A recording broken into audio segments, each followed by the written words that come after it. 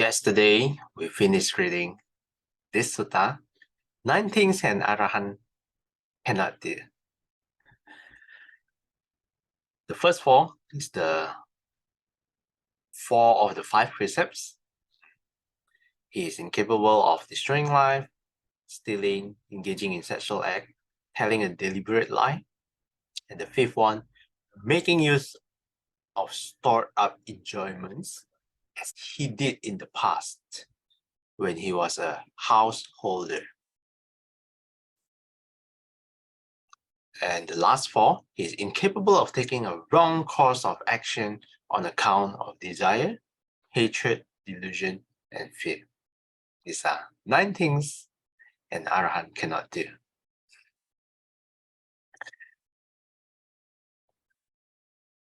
Okay, let's continue with the next sutta, a mind unshaken. The Venerable Sariputta said, when friend, a monk is thus liberated in mind, even if powerful forms cognizable by the eye come into range of his eye, they do not obsess his mind. His mind remains uncontaminated, steady, attained to imperturbability, and he contemplates their fall. Even if powerful sounds cognizable by the ear, smells cognizable by the nose, flavors cognizable by the tongue, tactile objects cognizable by the body, mental phenomena cognizable by the mind, come into range of his mind. They do not obsess his mind. His mind remains uncontaminated, steady, attained to imperturbability, and he contemplates their fall.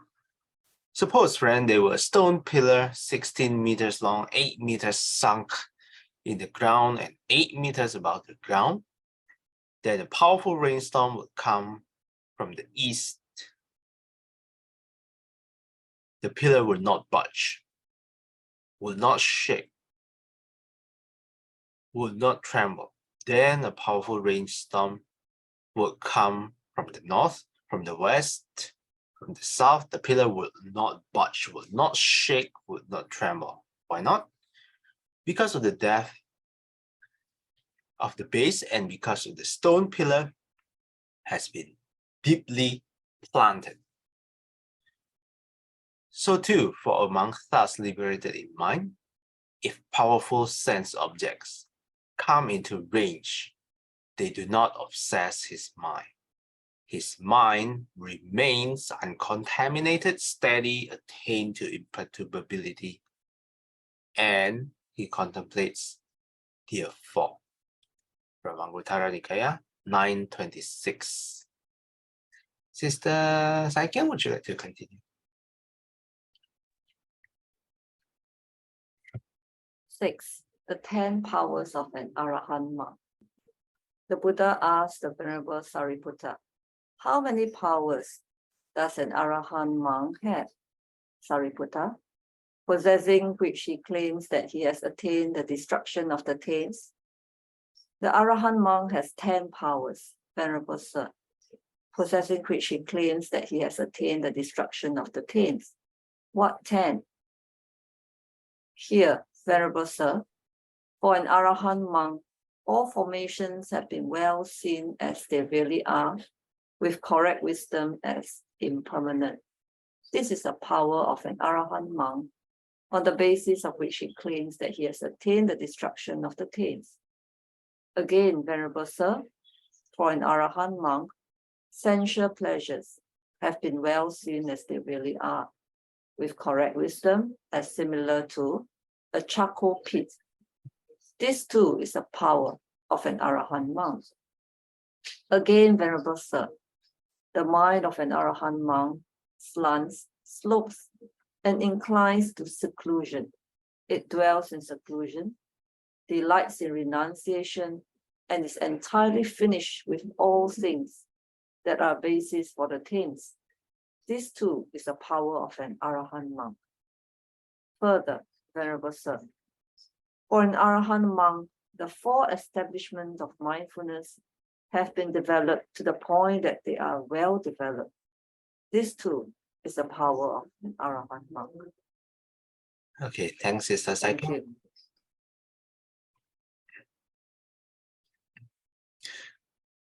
This is the first one, the first power.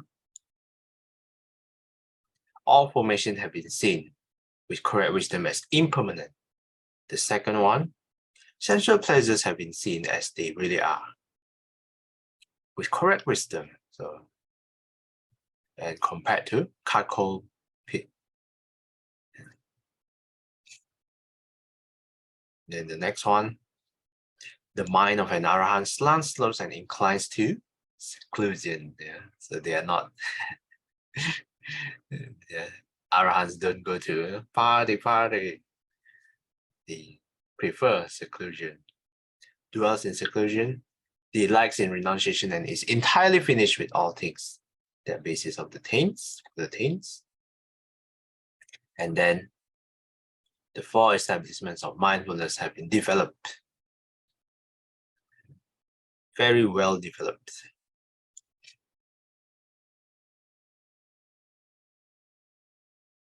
Okay, Sister Aikim, would you like to close the sutta?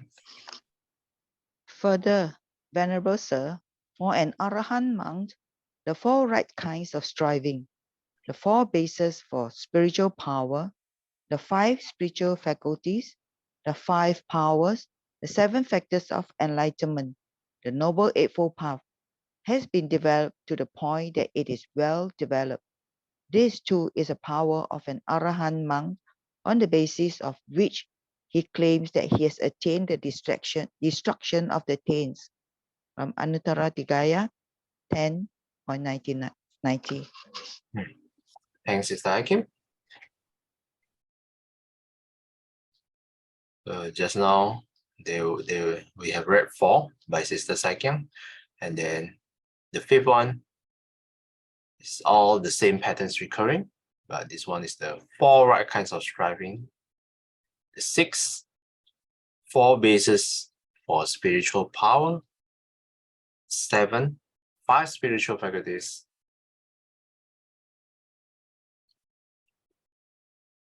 The 8, 5 powers, and the 9, 7 factors of enlightenment. And the last one, of course, the Noble Eightfold Path, has been developed to the point that it is well developed. These are the 10 powers of the Arahants. Footnote number 39. These are the 37 Bodhipakkhiya Dhamma, literally states pertaining to enlightenment, more freely aids to enlightenment.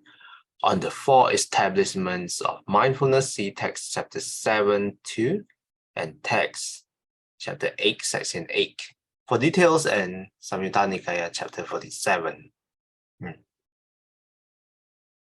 Okay, these are all the references to other texts in case you are interested to read in greater details.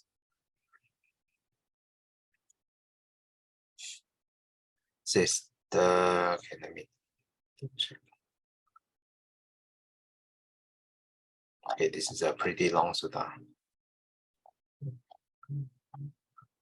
Okay, Sister Shome, would you like to continue? The sage at peace. The Buddha further addressed Puja thus. Then, after contemplating the 6 elements, there remains only equanimity, purified and bright, malleable, wieldy, and radiant. He understands thus, if I were to direct this equanimity, so purified and bright, to the base of the infinity of space, and to develop my mind accordingly, then this equanimity of mind, supported by this base, clinging to it, would remain for a very long time. If I were to direct this equanimity, so purified and bright, to the base of the infinity of consciousness, to the base of nothingness, to the base of neither perception nor non-perception, and to develop my mind accordingly, then this equanimity of mind, supported by this base, clinging to it, will remain for a very long time. He understands thus, if I were to direct this equanimity, so purified and bright, to the base of the infinity of space, and to develop my mind accordingly, this would be conditioned. If I were to direct this equanimity, so purified and bright, to the base of the infinity of consciousness, to the base of nothingness, to the base of neither perception nor non-perception, and to develop my mind accordingly, this would be conditioned. He does not construct or generate any volition tending towards either existence or non-existence. Since he does not construct or generate any volition tending toward either existence or non-existence, he does not cling to anything in this world. Not clinging, he is not agitated. Not being agitated, he personally attains the nirvana. He understands birth is destroyed. The spiritual life has been lived. What had to be done has been done. There is no more coming back to any stage of being. Okay, thanks, Sister Shomei. There's quite a few footnotes here. Let's start from number 40. P.S. The commentary identifies this as the equanimity of the fourth jhana. The commentary says that Pukusati had already achieved the fourth jhana and was deeply attached to it.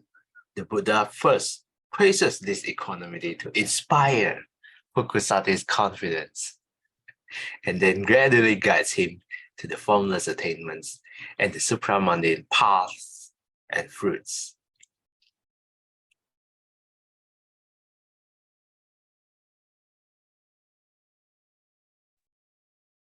The Buddha already used the famous technique called the feedback sandwich.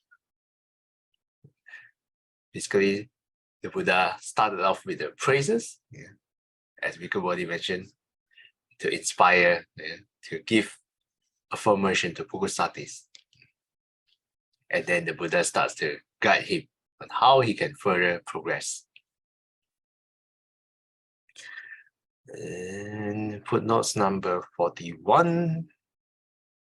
The sense is, if he attains the base of the infinity of space and passes away, while still attached to it, he will be reborn in the plane of the infinity of space and would live there for the full lifespan of 20,000 eons specified for that plane.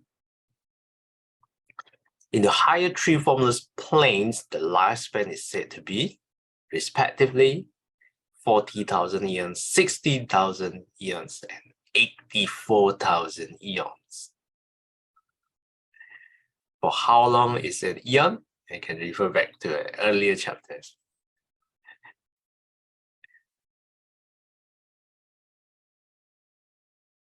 Footnotes number 42. P.S. The commentary, this is said, in order to show the danger in the formless attainments, by the one praise, this will be conditioned. He shows, even though the lifespan there is 20,000 eons,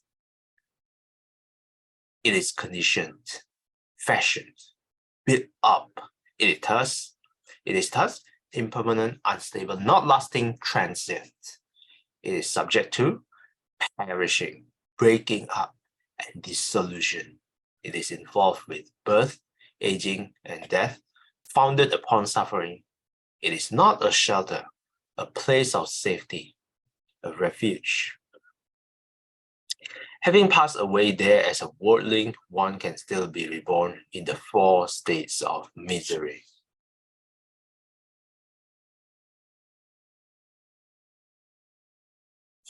So even though you're reborn in that planes, 84,000 eons, it is still impermanent.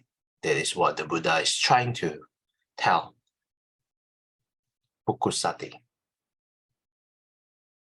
think there's one, okay, there's two more footnotes. 43. This is the Pali word, very long one. Song Neva abhisankarati, nabi sanchetayati, bhavaya va vibhavaya. The two verbs suggest the notion of volition as a constructive power that builds up and sustains conditioned existence. Ceasing to will for either existence or non-existence shows that the extinction of craving for external existence and annihilation.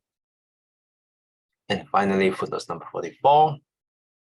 P.S. The commentary says that at this point, Puja penetrated 3 paths and fruits, becoming a non-returner. He realized that his teacher was the Buddha himself, but he could not express this realization since the Buddha continued with his discourse.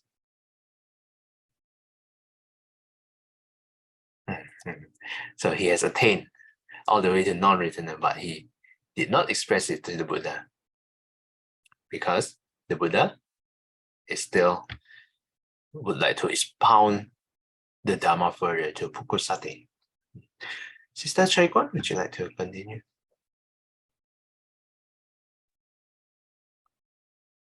If he feels a pleasant feeling, he understands it is impermanent. There is no holding to it. There is no delight in it. If he feels a painful feeling, he understands it is impermanent. There is no holding to it. There is no delight in it. If he feels a neither painful nor pleasant feeling, he understands it is impermanent. There is no holding to it. There is no delight in it. If he feels a pleasant feeling, he feels it detached. If he feels a painful feeling, he feels it detached. If he feels a neither painful nor pleasant feeling, he feels it detached. When he feels a feeling terminating with the body, he understands. I feel a feeling terminating with the body. When he feels a feeling terminating with life, he understands. I feel a feeling terminating with life. He understands. On the dissolution of the body, with the ending of life, all that is felt, not being delighted in, will become cool right here. Monk, just as an oil lamp burns in dependence on oil and a wick, and when the oil and wick are used up, if it does not get any more fuel, it is extinguished from lack of fuel. So too, when he feels a feeling terminating with the body, a feeling terminating with life, he understands. I feel a feeling terminating with life. He understands. On the dissolution of the body, with the ending of life, all that is felt, not being delighted in, will become cool right here. Therefore, Thanks, Sister Chaikwan. thank you. Okay. There's quite a few footnotes here. If he feels a pleasant feeling, footnote number 45, this passage shows the Arahants abiding in the Nibbana element with residue remaining. Sa upadi sesa Nibbana dhatu. See text. Chapter 9, section 5.5.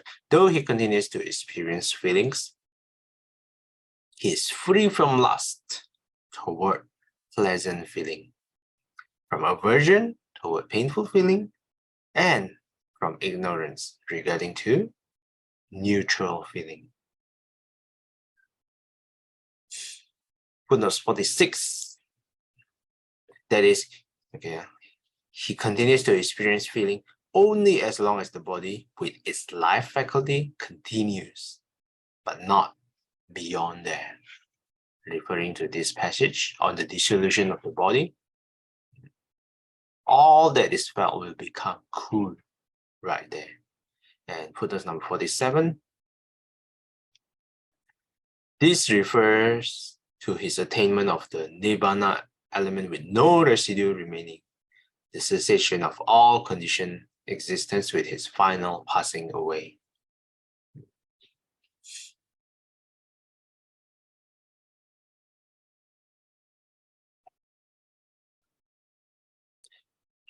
So, and I'll just read this short one. Therefore, a monk possessing this wisdom possesses the supreme foundation of wisdom. For this, monk is the supreme noble wisdom, namely, the knowledge of the destruction of all suffering. The supreme foundation of wisdom.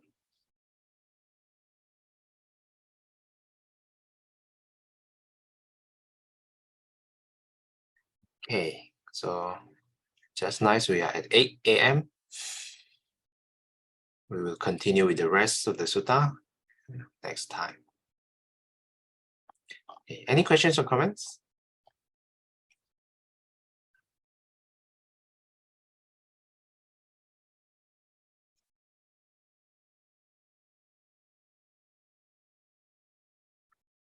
Okay, if not, would Brother Hodji like to do the dedication?